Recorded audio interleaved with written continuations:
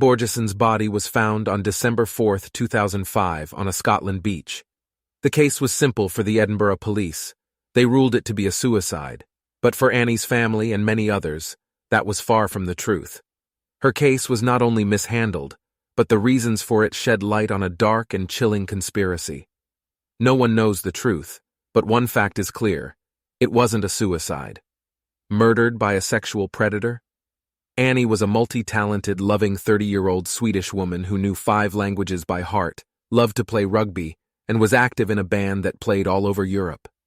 A woman brimming with the promise of a well-lived life, her body was found at 8:30 a.m. on an Edinburgh beach, washed in by the sea. Other than being infamously poorly investigated, a suspicious man named Martin Leslie lies at the root of the mystery. The week before her death, he appeared at her local swimming pool and tried to ask her out. This encounter seemed normal. However, that man apparently shared all of her various interests and was creepily persistent. It was also not her first encounter with him. He had somehow followed her to her ever-frequent hangout, that is, the Murrayfield Warriors Rugby Club. It felt like the man was following her around.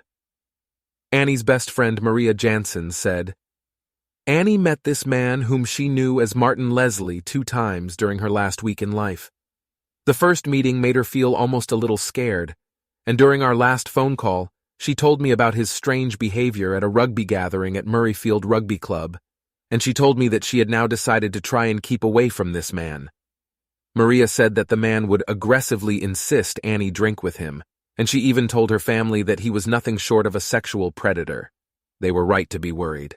Investigation revealed that the real Martin Leslie was never in Scotland during those dates. Annie's last email was also to Martin, and it wasn't a pleasant one.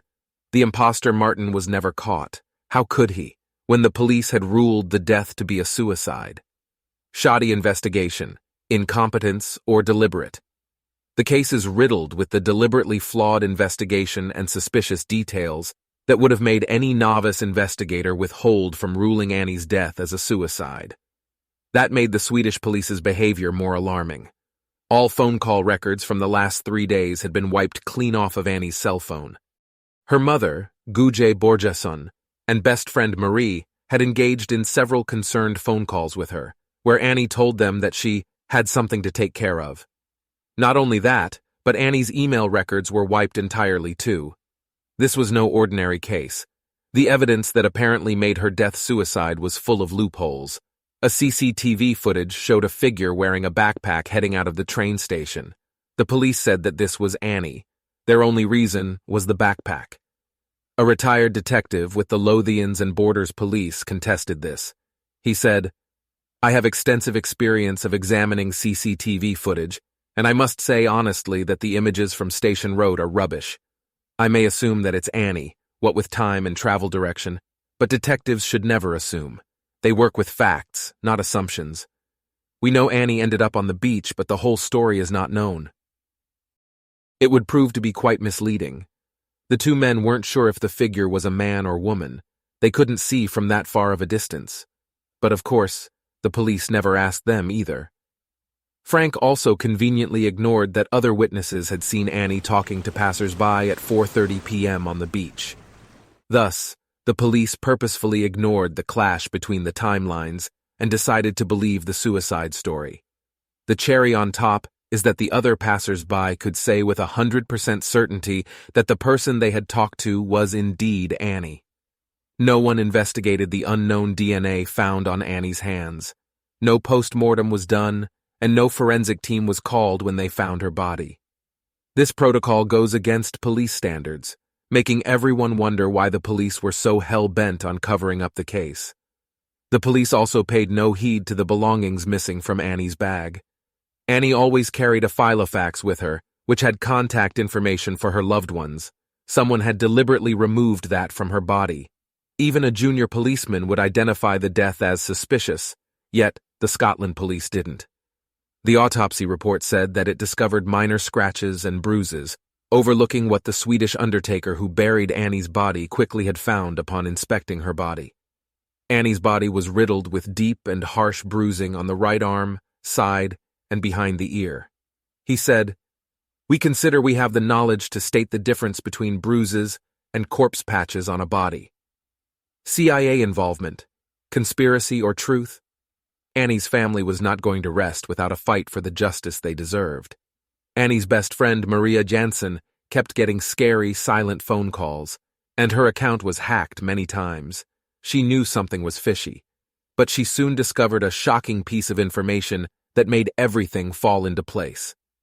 Annie was an undercover investigative journalist and went by the alias Annie Börjesson. She had written many pieces criticizing the U.S. and its state agencies, especially the CIA's rendition practices. She was currently investigating Scotland's role in sending foreign criminals overseas with loose investigative techniques, an illegal practice intended to make it easier to torture criminals. This was no conspiracy theory. When asked to make public their unredacted files on the case, the Swedish government refused, saying, "Information has been deemed classified as secret."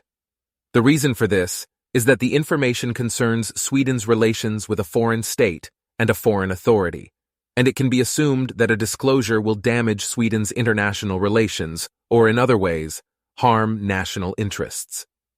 Despite a 3,000-signature-strong petition to demand justice for Annie, the Scottish Parliament kept on denying their pleas. Annie's loved ones have been campaigning ever since and have lost hope in a justice system that is supposed to center their concerns. At the spot where Annie died, an anonymous person erected a plaque that stays there to this very day. It reads, "Annie Börjesson, born February 7, 1975, found dead December 4, 2005. Her loved ones never found out how or why, a blot on Scotland's reputation for fairness." The mystery shrouding Annie's death is no coincidence. It is a stark reminder of the heartbreak and trauma caused by an unfair justice system, and the tireless efforts that often bring no change.